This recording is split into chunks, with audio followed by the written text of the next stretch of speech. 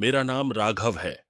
आज मैं जो आपको बताने जा रहा हूं वो कोई फिल्मी कहानी नहीं है। ये मेरी जिंदगी का सबसे डरावना सच है। बचपन में मेरा घर गांव के बिल्कुल किनारे पर था। हमारे घर के पीछे एक घना जंगल फैला हुआ था।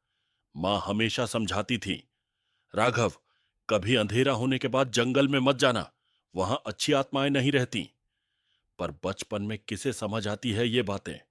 मैं और मेरे दोस्त अक्सर छुप छुप कर उस जंगल में चले जाते थे।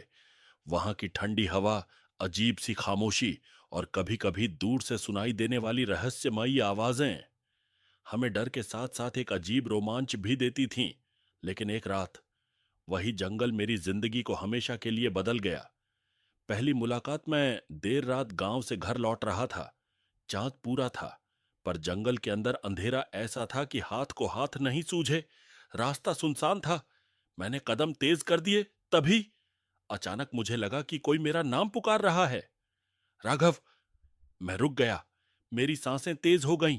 चारों तरफ अंधेरा और सन्नाटा था, लेकिन वो आवाज बहुत साफ सुनाई दी। पहले मुझे लगा शायद कोई दोस्त मजाक कर रहा होगा, लेकिन फिर वही आवाज दोबारा गूंजी, राघव, इधर आओ। वो आवाज किसी औरत की थी, धीमी, ठंडी और सीधी मेरे कानों के पास। मेरे पैरों तले जमीन खिसक गई।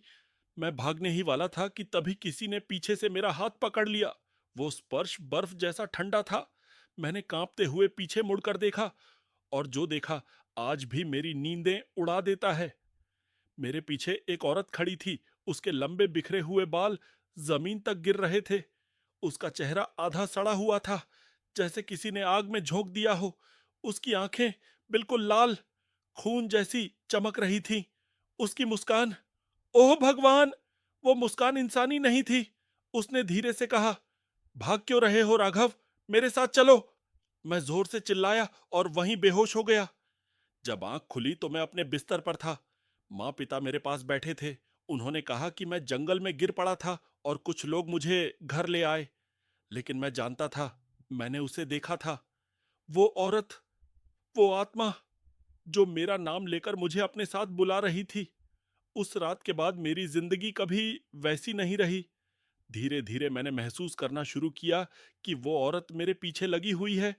कई बार रात को जब मैं अपने कमरे में अकेला होता, मुझे बिस्तर के पास ठंडी हवा का झोंका महसूस होता, जैसे कोई मेरे पास खड़ा हो। और फिर वही आवाज, राघव, तू भाग क्यों गया? मैं कांप जाता, पसीने से भीग जाता, लेकिन आवाज बंद नहीं होती। कभी कभी आईने में मुझे उसका धुंधला चेहरा दिखता। मैं पागल हो रहा था। मेरे परिवार ने भी मेरी हालत देखी। माँ ने कहा, तू वहम कर रहा है बेटा, भूल जा उस रात को। लेकिन मैं कैसे भूल जाता? जब भी मैं घर से बाहर निकलता, मुझे लगता कोई मेरी परछाई के साथ चल रहा है। कई बार तो मैंने साफ साफ देखा, वो औरत मेरे सामने खड़ी होती, कभी पेड़ के पीछे से झांकती, कभी मेरे दरवाजे पर खड़ी रहती। और जब मैं डर कर आंखें बंद करता, तो उसकी हंसी मेरे कानों में गूंजती रहती।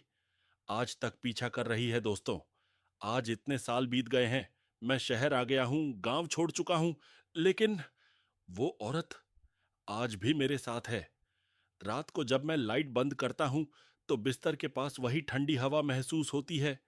कई बार मेरे सपनों में वो आती है और वही शब्द कहती है, राघव, तू मेरा है, तू कहीं नहीं जाएगा। लोग कहते हैं मैं मानसिक तनाव का शिकार हूं, लेकिन मैं जानता हूं ये कोई बीमारी नहीं है, ये सच है।